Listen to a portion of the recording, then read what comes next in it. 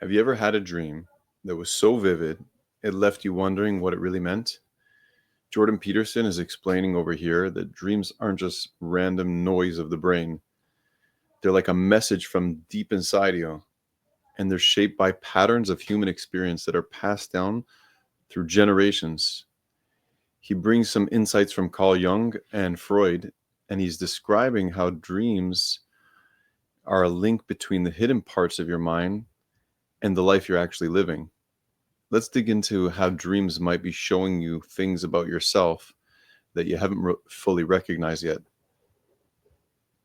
I also spent a lot of time reading Carl Jung, and it was through Jung and also Jean Piaget, who's a developmental psychologist, that I started to understand that our articulated systems of thought are embedded in something like a dream, and that dream is informed in a complex way by the way we act. So, you know, we act out things we don't understand all the time. And if that wasn't the case, then we wouldn't need a psychology or a sociology or an anthropology or any of that, because we would be completely transparent to ourselves. And we're clearly not. So we're much more complicated than we understand, which means that the way that we behave contains way more information than we know.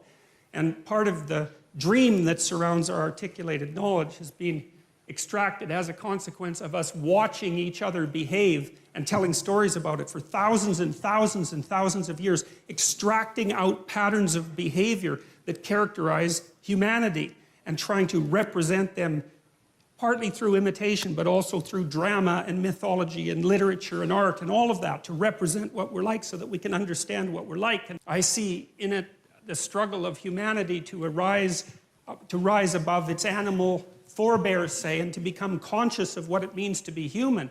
And that's a very difficult thing because we don't know who we are, what we are, where we came from, or any of those things. And, you know, the life is an unbroken chain going back 3.5 billion years. It's an absolutely unbelievable thing. Every single one of your ancestors reproduced successfully for 3.5 billion years.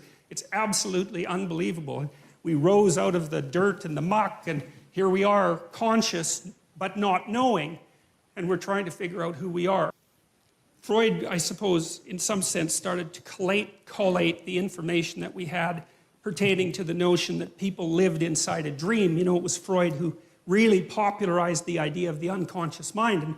And we take this for granted to such a degree today that we don't understand how revolutionary the idea was. Like with what's happened with Freud is that we've taken all the marrow out of his bones, so to speak, and left the husk behind. And you know, now when we think about Freud, we just think about the husk because that's everything that's been discarded. But so much of what he discovered is part of our popular conception now, including the idea that your perceptions and your actions and your thoughts are all, what would you say, informed and shaped by unconscious motivations that are not part of your voluntary control. And that's a very, very strange thing. It's one of the most unsettling things about the psychoanalytic theories, because the psychoanalytic theories are something like, you're a loose collection of living sub-personalities, each with its own set of motivations and perceptions and emotions and rationales, all of that.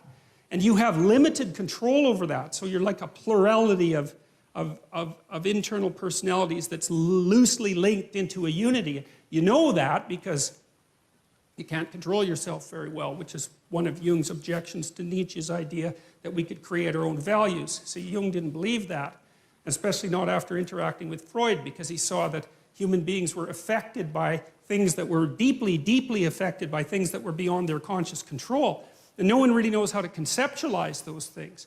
You know, the cognitive psychologists think about them in some sense as computational machines. And the ancient people, I think, thought of them as gods, although it's more complex than that. Like rage would be a god. Mars, the god of rage, that's the thing that possesses you when you're angry. You know, it has a viewpoint and it says what it wants to say, and that might have very little to do with what you want to say when you're being sensible.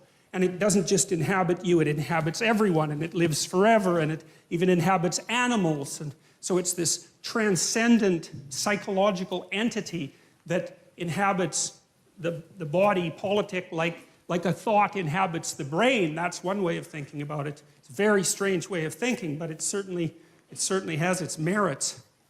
And those things, well, in some sense, those are deities, although it's not that simple.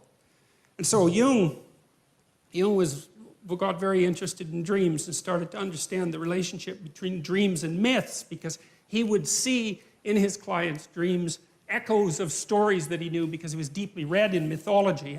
And then he started to believe that the dream was the birthplace of the myth, and that there was a continual interaction between the two processes, the dream and the story, and storytelling. And well, you know, you tend to tell your dreams as stories when you remember them. And some people remember dreams all the time, like 2 or 3 a night. I've had clients like that, and they often have archetypal dreams that have very clear mythological structures. I think that's more the case with people who are creative, by the way, especially if they're a bit unstable at the time, because the dream tends to occupy the space of uncertainty and to concentrate on fleshing out the unknown reality before you get a real grip on it. So it's like the dream is the birthplace of thinking. That's a good way of thinking about it. And so because it's the birthplace of thinking, it's not that clear. It's doing its best to formulate something. That was Jung's notion, as opposed to Freud, who believed that there were sensors, internal sensors, that were hiding the dream's true message. That's not what Jung believed. He believed the dream was doing its best to express a reality that was still outside of fully articulated conscious comprehension. It was, because you think, look, a thought appears in your head, right? That's obvious. Bang, it's nothing you ever ask about. But what the hell does that mean? A thought appears in your head. What kind of ridiculous explanation is that? You know, it just doesn't help with anything. Where does it come from? Well, nowhere. It just appears in my head. Okay, well, that's not a very sophisticated explanation, as it turns out, you know? And so you might think that those thoughts that you think, well, where do they come from? Well, they're often someone else's thoughts, right? Someone long dead, that might be part of it. Just like the words you use to think are utterances of people who've been long dead.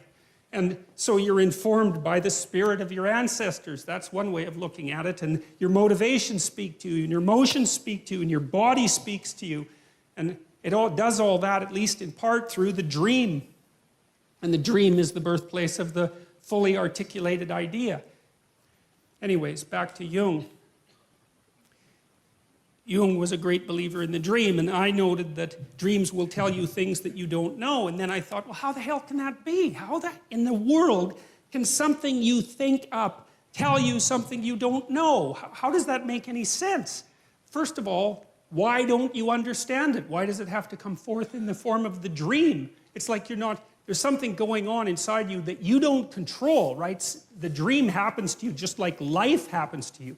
I mean, there is the odd lucid dreamer who can, you know, apply a certain amount of conscious control, but most of the time it's you're laying there asleep and this crazy complicated world manifests itself inside you, and you don't know how. You can't do it when you're awake, and you don't know what it means. It's like, what the hell is going on? And that's one of the things that's so damn frightening about the psychoanalysts, because you get this both from Freud and Jung, you really start to understand that there are things inside you that are happening that control you instead of the other way around. You know, there's a bit of reciprocal control, but there's manifestations of spirits, so to speak, inside you that determine the manner in which you walk through life.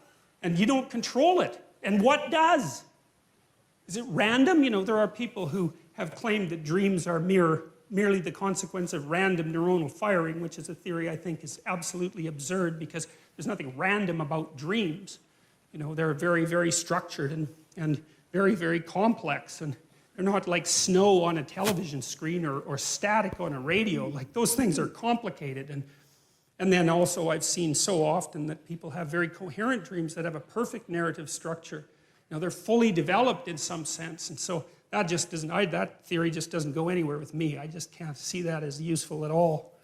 And so I'm more likely to take the phenomena seriously and say, well, there's something to dreams. Well, you dream of the future and then you try to make it into a reality. That seems to be an important thing.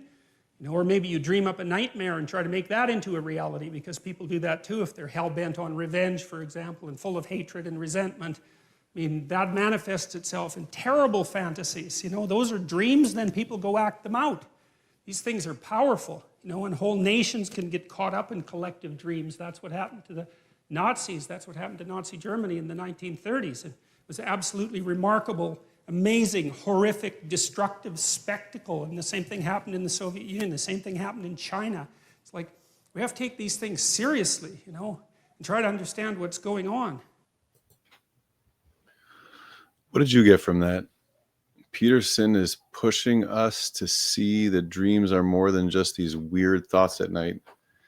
They could be holding actually clues to what's really going on inside you. So here's something to think about. What might your dreams be trying to tell you about who you are or who you're becoming? And next time dreams sticks, like if they stick with you, don't brush it off. Sit with it. Try to figure out the story it's telling you. It just might help you get to know yourself better.